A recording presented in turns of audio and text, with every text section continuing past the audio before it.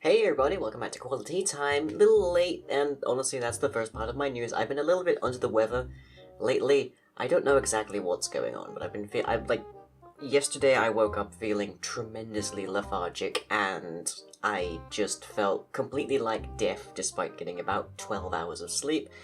And I still had a bunch to do, so today I also had to basically not sleep until about 5 o'clock, so yeah, consequently this was always going to come out late, so apologies for how late it is.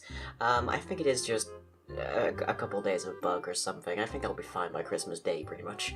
But hopefully everything will be fine then. The other thing in the news, of course, if you haven't seen it already, I did make a big post on Tumblr about this, but the Electoral College has basically ratified that indeed President Don Shart is going to be a thing. So that really tremendously sucks, and my heart goes out to everybody in the US who will be affected by this, and it will be a lot of people, so hopefully things are okay. In the meantime, though, shelter protocol will remain instated, so that means stream buddies, that means no mentioning of politics during live streams, all sorts, so hopefully we can at least ease the discomfort slightly. But anyways, on to the schedule. On Thursday night, we have Midnight Souls at 11 PM GMT over at twitch.tv/lyinginbedmon. On Friday, we have Dungeon Maker, where we experiment with some designs for a new mob grinder. On Saturday, it's Lost Hands Episode 2. People are enjoying this series, and I hope they really get to enjoy the character. We don't have a Dungeons & Dragon Hats stream on Saturday because everybody is getting wound up for Christmas Day.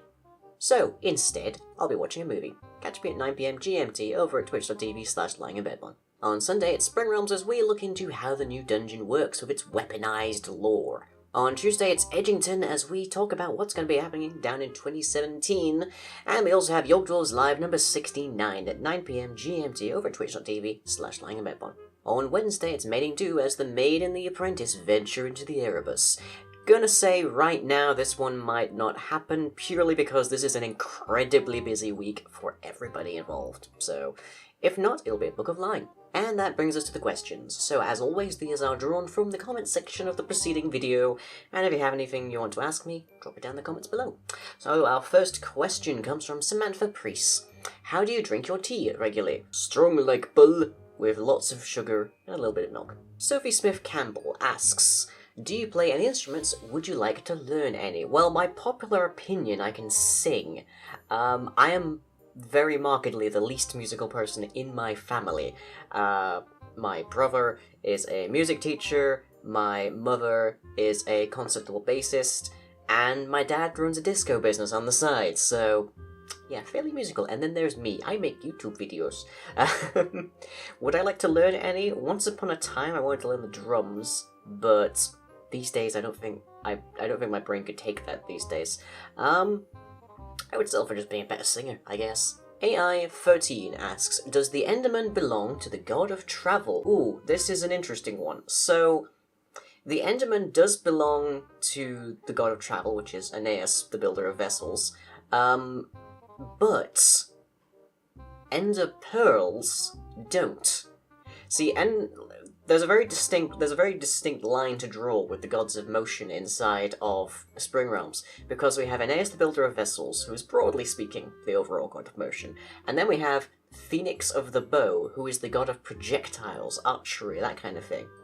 So the distinction here is that Aeneas is responsible for things that move under their own power, hence vessels, whereas Phoenix is responsible for things that impart velocity to something else.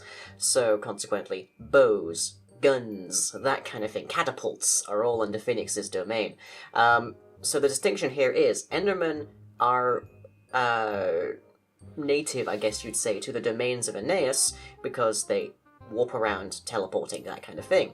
But Ender Pearls are a projectile that affects something else's velocity, which means that's Phoenix's domain. Kyle Dunn asks in our last question of the day, could the Ghost Rider put the witch down for good? For those of you who aren't familiar with the Marvel Comics' Ghost Rider, the Ghost Rider has an ability called the Penance Stare, which is basically a flaming skull yells at you for a bit and makes you feel all of the suppressed guilt for your crimes and sins.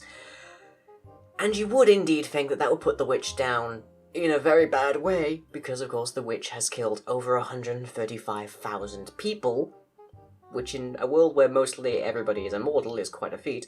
And generally the witch is an intentional embodiment of evil and villainy.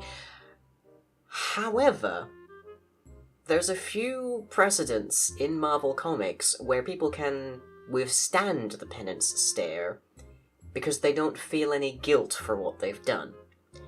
In which case, we know very full well that the witch doesn't feel guilty for killing anybody.